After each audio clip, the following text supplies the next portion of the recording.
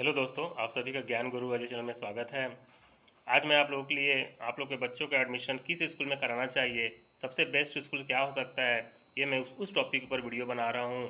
तो अभी तक अगर आप अपने बच्चों का ये एडमिशन कराने के लिए ये नहीं सोच पाए हैं कि मेरा बच्चा किस स्कूल में पढ़ेगा, हम किस में एडमिशन कराएं, तो मैं आप लोगों को ये जो स्कूल बताऊंगा उसमें आप लोगों को पूरा पूरा का पूरा पिक्चर क्लियर हो जाएगा कि हमें किस स्कूल में एडमिशन कराना चाहिए और एडमिशन कैसे होता है।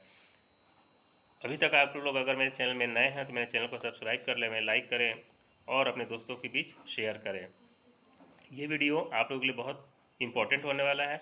मेरा आपसे निवेदन है कि वीडियो को बिना स्किप किए शुरू से लेकर अंत तक देखें, तो आपको ये समझ में आए कि एडमिशन्स कैसे होता है, एडमिशन की तिथि लास्ट डेट क्या है, कब से कब तक एडमिशन्स होने हैं, किस प्रकार से होते हैं, सब चीज़ें क्लियर करूँगा। आप विस्तार से इस वीडियो को देखते चलें। हम सभी माता पिता का ये क्वेश्चन रहता है कि हमारा बच्चा अच्छे स्कूल में पढ़े और जहाँ पे फीस भी बहुत कम हो, बच्चों के ऊपर कोर्स का लोड भी बहुत कम हो, तो सबसे बेस्ट ऑप्शन सेंट्रल स्कूल हो सकता है, केंद्रीय विद्यालय। और उसी केंद्रीय विद्यालय के ऊपर उसमें एडमिशन कैसे होते हैं आज मैं ये वीडियो आप लोगों के लिए बना रहा हूँ। अगर आप अपने बच्चों का एडमिशन केंद्रीय विद्यालय में कराना चाहते हैं तो एडमिशन्स के लिए रजिस्ट्रेशन चालू है। ठीक है, रजिस्ट्रेशन 1 तारीख से ही 1 अप्रैल से चालू है, जो कि 15 अप्रैल तक चलेगा। 15 अप्रैल अंतिम तिथि है उसकी, तो 15 अप्रैल के पहले रजिस्ट्रेशन उसमें कराना अनिवार्य है, जो कि ऑनलाइन रजिस्ट्रेशन होता है। रजिस्ट्रेशन के लिए अगर कक्षा 1 क्लास 1 के लिए मैं वीडियो बना रहा हूँ, इसमें मोस्टली मैं जो टॉपिक क्लियर आप लोगों के सामने लेके आया हूँ वो क्लास 1 के लिए है। क्लास 1 के लिए सबसे पहले बच्चे का एज डिपेंड करता है कि एज क्या है। तो एज मिनिमम 6 होना चाहिए, 6 साल, और अधिकतम 8 साल होना चाहिए। 31 मार्च के डेट पे 31 मार्च को आपके बच्चे की मिनिमम एज 6 ईयर और अधिकतम एज 8 ईयर्स होनी चाहिए। ठीक है, अगर इतना है तो आप अपने बच्चों का एडमिशन ऑनलाइन जाके आप रजिस्ट्रेशन करा लीजिए। रजिस्ट्रेशन होने के बाद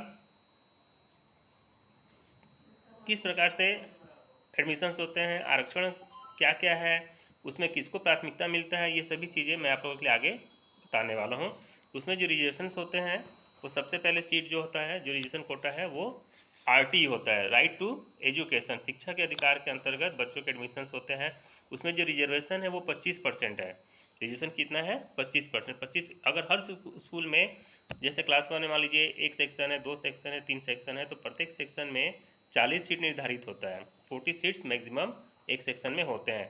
तो ये जो मैं आपको रिजर्वेशन बता रहा हूँ, जो सीट्स बताऊँगा वो 40 सीट के लिए बताऊँगा। अगर किसी स्कूल में 40 सीट ही है तो प्रत्येक कोटे में कितना कितना रिजर्वेशन आएगा, ये चीज़ें मैं आप लोगों के लिए क्लियर करने वाला हूँ।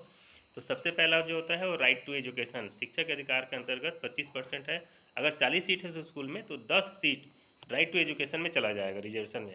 ठीक है, इसमें किसी भी बच्चे का एडमिशन हो सकता है, कोई ज़रूरी नहीं है कि किसी पर्टिकुलर किसी विशेष बच्चे का एडमिशन होगा। उसमें गवर्नमेंट नॉन गवर्नमेंट बच्चों के माता पिता के बच्चों का भी इसमें एडमिशन हो सकता है, जो कि कंप्यूटराइज लॉटरी होता है। इसके बाद शेड्यूल कास्ट में 15% रिजर्वेशन है। तो 40 सीट में अगर 15% निकालते हैं तो 6 सीट SC के लिए निर्धारित है, शेड्यूल्ड कास्ट के लिए। शेड्यूल्ड ट्राइब के लिए 7.5% कोटा निर्धारित है, उसके लिए 3 सीट। ठीक है, 40 सीट के अगर है वहाँ पे सीट अधिकतम स्कूल में, तो उसमें 3 सीट ST के लिए निर्धारित है। उसके बाद OBC का जो रिजर्वेशन है वो 27% है। 40 सीट पे 27% रिजर्वेशन OBC के लिए निर्धारित है। उसमें 11 सीट OBC वालों के लिए रिजर्व रहता है। ठीक है, तो ये आपके एडमिशन का रिजर्वेशन क्राइटेरिया है। इसके बाद आता है डिफरेंशियली एबल्ड कैटेगरी। ठीक है, जिन माता पिता के बच्चे शारीरिक रूप से दिव्यांग हैं तो उनके लिए रिजर्वेशन है टोटल सीट्स का 3%। टोटल सीट्स का 3% रिजर्वेशन DA कोटे में चला जाता है, डिफरेंशियली एबल्ड में। उसके बाद सिंगल गर्ल चाइल्ड एक कोटा होता है। सिंगल गर्ल चाइल्ड वो कोटे को बोलते हैं जिन माता पिता की सिर्फ एक ही संतान पुत्री है। ठीक है, तो वे सिंगल गर्ल चाइल्ड के अंतर्गत आते हैं। ये रिजर्वेशन क्राइटेरिया हो गया। फॉर्म आपने ऑनलाइन सबमिट कर चुका है, रजिस्ट्रेशन हो चुका है। इसके बाद एडमिशन कैसे होती है, लॉटरी कैसे होती है, किसको प्राथमिकता मिलता है, आगे इसको मैं क्लियर करने वाला हूँ। तो उसमें कैटेगरी 1 होता है। कैटेगरी 1 में वे लोग आते हैं जिनके माता पिता सेंट्रल गवर्नमेंट के रेगुलर एम्प्लॉयज़ हैं। Category 2 central government funded autonomous body से रेगुलर एम्प्लॉय के माता पिता। कैटेगरी 3 में स्टेट गवर्नमेंट के रेगुलर एम्प्लॉयज़ जो माता पिता हैं वे इनके अंतर्गत आएंगे। कैटेगरी 4 स्टेट गवर्नमेंट के ऑटोनोमस बॉडी में रेगुलर एम्प्लॉयज़ के माता पिता। ठीक है, वे सब कैटेगरी 4 में आते हैं। जिस स्कूल में जितने भी आवेदन आए हैं, ठीक है, जितने भी आवेदन आए हैं उनका लॉटरी कंप्यूटराइज लॉटरी होता है। लॉटरी कैसे होता है, सबसे पहले लॉटरी में किनको शामिल किया जाता है, तो सबसे पहले लॉटरी होता है RTE के अंतर्गत, राइट टू एजुकेशन के अंतर्गत। ठीक है, राइट टू एजुकेशन में 25% कोटा है, जो कि मैंने अभी आपको बताया कि 25% उसमें रिजर्वेशन है 10 सीट। तो 10 सीट में कोई भी आ सकता, जितने फॉर्म्स आए हुए हैं उसमें 10 सीट में कोई भी आ सकता है, तो उसका लॉटरी सबसे पहले होता है। RTE का लॉटरी हो जाने के बाद उसमें होता है डिफरेंशली एबल्ड। ठीक है, डिफरेंशली एबल्ड जो बच्चे हैं उनका लॉटरी, जितने भी आवेदन आए हैं उनकी लॉटरी की जाती है, और रैंडमली ये कंप्यूटराइज अरेंज करता है, इसमें मैनुअली नहीं किया जाता, ये सब रैंडमली अरेंज होता है। इसके बाद आता है कैटेगरी 1 की लॉटरी। कैटेगरी 1 में वे बच्चे शामिल होंगे जिनके माता पिता सेंट्रल गवर्नमेंट के रेगुलर एम्प्लॉयज़ है। उसके बाद कैटेगरी 2 की लॉटरी होती है। कैटेगरी 2 में वे लोग आते हैं, वे माता पिता आएंगे जिनके जो सेंट्रल गवर्नमेंट के ऑटोनोमस बॉडी में हैं, ठीक है, कि रेगुलर एम्प्लॉयज़ होंगे। इसके बाद शेड्यूल कास्ट की लॉटरी होती है। शेड्यूल कास्ट की लॉटरी हो जाने के बाद शेड्यूल ट्राइब की लॉटरी की जाती है। शेड्यूल ट्राइब की लॉटरी हो जाने के बाद OBC की लॉटरी की जाती है। ठीक है, OBC में रिजर्वेशन 27% है। उसके बाद कैटेगरी 3 में वे माता पिता आते हैं जो किसी राज्य सरकार के नियमित कर्मचारी हैं, स्टेट गवर्नमेंट के रेगुलर एम्प्लॉयज़ हैं, वे माता पिता हैं, उनके पास सर्विस का प्रमाण पत्र रहेगा, तो वे उसके अंतर्गत आएंगे। इसके बाद कैटेगरी 4 में वे लोग आएंगे जो स्टेट गवर्नमेंट के एम्प्लॉयज़ के हैं बट वो ऑटोनोमस बॉडी में हैं। ठीक है, तो वे सब कैटेगरी 4 में आते हैं। उसके बाद सिंगल गर्ल चाइल्ड का लॉटरी किया जाता है।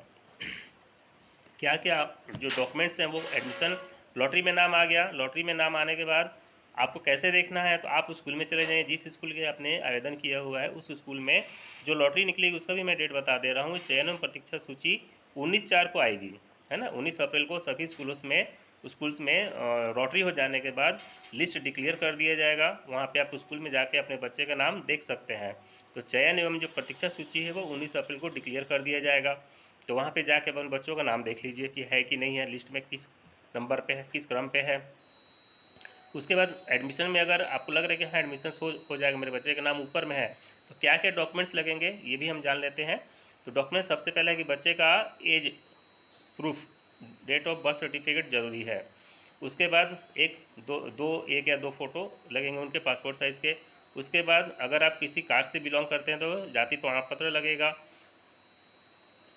देन जिनके माता पिता स्टेट गवर्नमेंट के या सेंट्रल गवर्नमेंट के रेगुलर एम्प्लॉयज़ हैं, सेवारत हैं, सर्विस में हैं, तो नियोक्ता द्वारा सर्विस प्रमाण पत्र लगेगा। उसके बाद आपका एड्रेस प्रूफ लगेगा कि आप कहाँ पे रहते हो, स्कूल से कितनी दूरी पे रहते हैं, आपका घर कितनी दूरी पे, उसका एड्रेस प्रूफ लगेगा। और भी जो आपसे डॉक्यूमेंट्स लागू होते हैं वे सभी डॉक्यूमेंट्स आपके लिए अनिवार्य होगा। तो मेरा आपसे निवेदन है कि अगर आप केंद्रीय विद्यालय में अपने बच्चों का एडमिशन कराना चाहते हैं तो ये बेस्ट ऑप्शन हो सकता है। आप लेट ना करें, आप 15 तारीख के पहले रजिस्ट्रेशन करा लें, और रजिस्ट्रेशन कराने के बाद आप इस एडमिशन में भाग ले सकते हैं। मैं उम्मीद करता हूँ कि आपको ये वीडियो पसंद आया होगा। वीडियो अगर पसंद आया हो तो लाइक करें, सब्सक्राइब करें और अपने दोस्तों के बीच शेयर करें। बहुत बहुत धन्यवाद।